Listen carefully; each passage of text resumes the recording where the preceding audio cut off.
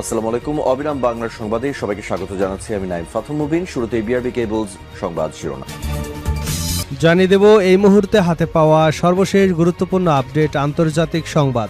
শুরুতেই থাকছে interceptor missile শেষ হওয়ার আশঙ্কায় ইরানে মার্কিন হামলা বন্ধ। ইরানে টানা প্রায় 2 সপ্তাহ হামলা চালানোর পর গত 2 দিন ধরে নতুন করে হামলা চালানো বন্ধ রেখেছে যুক্তরাষ্ট্র। মূলত ইরানের বিরুদ্ধে সামরিক অভিযান আরও জোরদার করবার পরিকল্পনা থাকলেও শেষ মুহূর্তে স্থগিত করে ট্রাম্প। ইরানের পাল্টা হামলা প্রতিহত করবার জন্য প্রয়োজনীয় ইন্টারসেপ্টর মিসাইলের মজুত শেষ হয়ে যাওয়ার আশঙ্কায় এ সিদ্ধান্ত গ্রহণ করা হয়েছে। এবারে জানাবো যুক্তরাষ্ট্রকে সমর্থনকারী সব দেশই ইরানের বৈধ লক্ষ্যবস্তু। ইরানের ইসলামিক রেভলিউশনারি গার্ড কর্পস সতর্ক করে বলেছে, যুক্তরাজ্য বা পারস্য উপসাগরীয় রাষ্ট্রগুলো সহ যুক্তরাষ্ট্রকে সমর্থনকারী যে কোনো দেশকে বৈধ লক্ষ্যবস্তু হিসেবে বিবেচনা করা হবে। জানাবো ভয়াবহ দাবানলে পড়ছে স্পেন ও ফ্রান্স, জরুরি অবস্থা জারি। প্রচণ্ড তাপদাহ এবং শুষ্ক বাতাসের কারণে স্মরণকালের অন্যতম ভয়াবহ দাবানলে পড়ছে ইউরোপের 2 দেশ স্পেন ও ফ্রান্স। আগুন দ্রুত ছড়িয়ে পড়ায় উভয় দেশে জরুরি অবস্থা জারি করা হয়েছে। ঘরবাড়ি ছেড়ে নিরাপদ আশ্রয়ে সরে যেতে বাধ্য হয়েছে 3 লাখেরও বেশি মানুষ। এবারে থাকছে লোহিত সাগরে উত্তেজনা, তেলের দাম লাগাম ছাড়ার আশঙ্কা। লোহিত সাগরে 2টি প্রধান সৌদি তেল বন্দরে হামলা চালিয়েছে ইরান সমর্থিত ইয়েমেনের হুথি বিদ্রোহীরা। শনিবারের এই হামলার পর মধ্যপ্রাচ্য সংকট এক বিপজ্জনক ধাপে রূপ নিয়েছে। এর মধ্য দিয়ে পারস্য উপসাগরে ইরান যুদ্ধ ছড়িয়ে পড়ল লোহিত সাগরে। এতে জ্বালানি তেলের বৈশ্বিক সরবরাহ ব্যাহত হয়ে বাজারে তীব্র অস্থিরতা দেখা দিয়েছে। এদিকে ইসরায়েলের বিরুদ্ধে নিষেধাজ্ঞা আরোপে জাতিসংঘকে আলবানিজের আহ্বান। ইসরায়েলের বিরুদ্ধে নিষেধাজ্ঞা আরোপ করতে জাতিসংঘ নিরাপত্তা পরিষদের প্রতি আহ্বান জানিয়েছে জাতিসংঘের বিশেষ দূত ফ্রান্সিসকো আলবানিজ। সামাজিক যোগাযোগ মাধ্যম এক্সে দেওয়া এক পোস্টে তিনি বলেছেন, যে ভূখণ্ড অবৈধভাবে দখল করে রাখা হয়েছে সেখানে আইন শৃঙ্খলা নিশ্চিত করবার বৈধতা নেই ইসরায়েলের। অধিকৃত পশ্চিম তীরে অবৈধ বসতি স্থাপন এবং সেখানকার ফিলিস্তিনি বাসিন্দাদের উচ্ছেদ, গ্রেপ্তার প্রসঙ্গে তিনি একথা বলেন। এবং সর্বশেষ জানাবো ইরানে মার্কিন হামলায় সম্পৃক্ততার অভিযোগ অস্বীকার কুয়েতের। ইরানের বিরুদ্ধে যুক্তরাষ্ট্রের সামরিক অভিযানে অংশ নেওয়ার অভিযোগ অস্বীকার করেছে কুয়েত। দেশটির যুক্তরাষ্ট্রে নিযুক্ত রাষ্ট্রদূত শেখা আল জাইন আল সাবা দ্য ওয়াল স্ট্রিট জার্নালের এক প্রতিবেদনে সম্পূর্ণ ভিত্তিহীন বলে উল্লেখ করেছেন। এতক্ষণ শুনছিলেন সংবাদ শিরোনাম, এবার থাকছে পুরো সংবাদ। দর্শক, অনুরোধ থাকবে ভিডিওতে একটি লাইক দিন, কমেন্টস করে জানিয়ে দিন এই ভিডিওটি আপনি কোন জেলা থেকে দেখছেন এবং শুনছেন। নিউ ইয়র্ক টাইমসের রিপোর্ট, ইন্টারসেপ্টর মিসাইল শেষ হবার আশঙ্কায় ইরানে মার্কিন হামলা বন্ধ। মূলত ইরানের বিরুদ্ধে সামরিক অভিযান আরও জোরদার করা হবে কিনা তা নিয়ে প্রেসিডেন্ট ডোনাল্ড ট্রাম্প এবং তার শীর্ষ উপদেষ্টাদের আলোচনায় সবচেয়ে বেশি গুরুত্ব পায় ইন্টারসেপ্টর মিসাইলের মজুদ কমে যাওয়ার বিষয়টি। পরে এ কারণেই যুক্তরাষ্ট্র আপাতত হামলা না বাড়ানোর সিদ্ধান্ত নেয় বলে জানিয়েছে নিউ ইয়র্ক টাইমস। প্রভাবশালী মার্কিন এই পত্রিকাটির প্রতিবেদনে বলা হয়েছে, গত শুক্রবার ট্রাম্প ইরানের বিরুদ্ধে বিমান হামলা আরও বাড়ানোর ইঙ্গিত দিয়েছিলেন। তবে শীর্ষ উপদেষ্টাদের সঙ্গে আলোচনা শেষে তিনি আপাতত সেই পরিকল্পনা স্থগিত রাখার সিদ্ধান্ত নেন। আলোচনার বিষয়ে অবগত 2 ব্যক্তির বরাতে এ তথ্য জানা গেছে। প্রতিবেদনে আরও বলা হয়েছে, যুক্তরাষ্ট্রের সামরিক বাহিনীর জয়েন্ট চিফ অফ স্টাফের চেয়ারম্যান জেনারেল ড্যান কেইন ব্যক্তিগতভাবে জানান, মার্কিন সেনাবাহিনী ইরানের বিরুদ্ধে বড় ধরনের সামরিক অভিযান চালাতে সক্ষম হলেও সেন্ট্রাল কমান্ডের হাতে থাকা ইন্টারসেপ্টর ক্ষেপণাস্ত্রের মজুদ দ্রুত শেষ হয়ে যেতে পারে। আর এই জ্যেষ্ঠ মার্কিন কর্মকর্তা দ্য নিউ ইয়র্ক টাইমসকে বলেন, প্রশাসনের ভেতরে এমনও সংশয় ছিল যে হামলা আরও জোরদার হলে তা ইরানের আলোচনা বসতে বাধ্য করবে না, বরং সাম্প্রতিক হামলাগুলো ইরানকে আরও ঐক্যবদ্ধ করেছে এবং বিদেশি হুমকি মোকাবেলায় মনোযোগী করে তুলেছে। প্রতিবেদন অনুযায়ী গত শুক্রবার ছিল প্রায় 2 সপ্তাহের মধ্যে প্রথম শান্ত দিন। এরপর শনিবারও ইরানে হামলা চালায়নি দেশটি। এর আগে টানা 2 সপ্তাহ ধরে যুক্তরাষ্ট্র প্রতি রাতেই ইরানের সামরিক বেসামরিক বিভিন্ন লক্ষ্যবস্তুতে বিমান হামলা চালায়। জবাবে তেহরানও মধ্যপ্রাচ্যে মার্কিন সামরিক স্থাপনাগুলোতে ব্যাপক হামলা চালায়। যুক্তরাষ্ট্রকে সমর্থনকারী সব দেশ ইরানের বৈধ লক্ষ্যবস্তু, দাবি আইআরজিসির।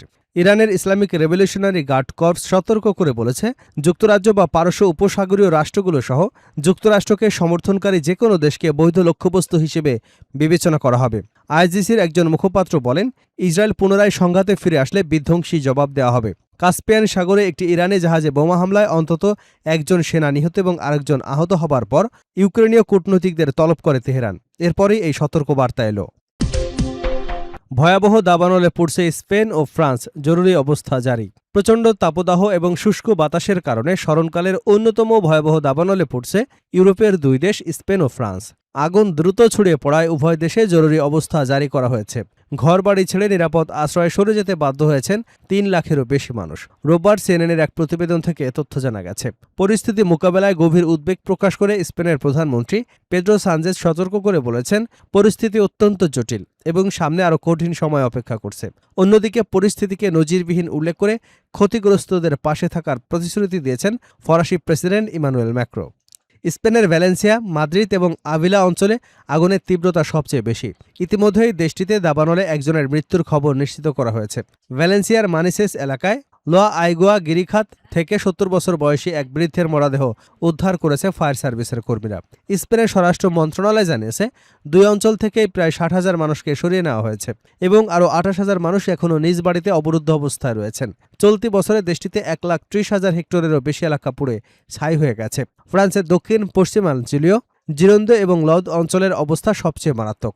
সেখানে রাতারাতি আরও 55,000 মানুষকে ঘরবাড়ি ছাড়ার নির্দেশনা দেওয়া হয়েছে। এর ফলে ফ্রান্সের বাস্তুচ্যুত মানুষের সংখ্যা 2.5 লাখে পৌঁছে গেছে। ফ্রান্সের স্বরাষ্ট্রমন্ত্রী জানান, এবছর দেশটিতে প্রায় 98,000 হেক্টর এলাকা আগুনে ক্ষতিগ্রস্ত হয়েছে। ফরাসি দমকল বাহিনীর কর্মকর্তারা জানিয়েছেন, ভয়াবহ এই আগুন এখন নিজেই তীব্র বাতাসের ঘূর্ণি তৈরি করেছে, যার ফলে আগুনের গতিপথ ঘন ঘন পরিবর্তিত হচ্ছে এবং আগুন নেভানো অসম্ভব হয়ে পড়েছে। সংকট মোকাবেলায় ফরাসি সরকার দমকল কর্মীদের পাশাপাশি সেনাবাহিনী মোতায়েন করেছে। সেনাবাহিনীর সদস্যরা বনাঞ্চলে অগ্নি নিরোধক পথ তৈরি করে আগুন ছড়ানো ঠেকানোর প্রাণপণ চেষ্টা চালিয়ে যাচ্ছেন। লোহিত সাগরে উত্তেজনা, তেলের দাম লাগাম ছাড়ার আশঙ্কা। লোহিত সাগরের 2টি প্রধান সৌদি তেল বন্দরে হামলা চালিয়েছে ইরান সমর্থিত ইয়েমেনের হুতি বিদ্রোহীরা। শনিবার এই হামলার পর মধ্যপ্রাচ্যের সংকট এখন বিপজ্জনক ধাপে রূপ নিয়েছে। এর মধ্য দিয়ে পারস্য উপসাগরের ইরান যুদ্ধ ছড়িয়ে পড়ল লোহিত সাগরেও। এতে জ্বালানি তেলের বৈশ্বিক সরবরাহ ব্যাহত হয়ে বাজারে তীব্র অস্থিরতা দেখা দিয়েছে।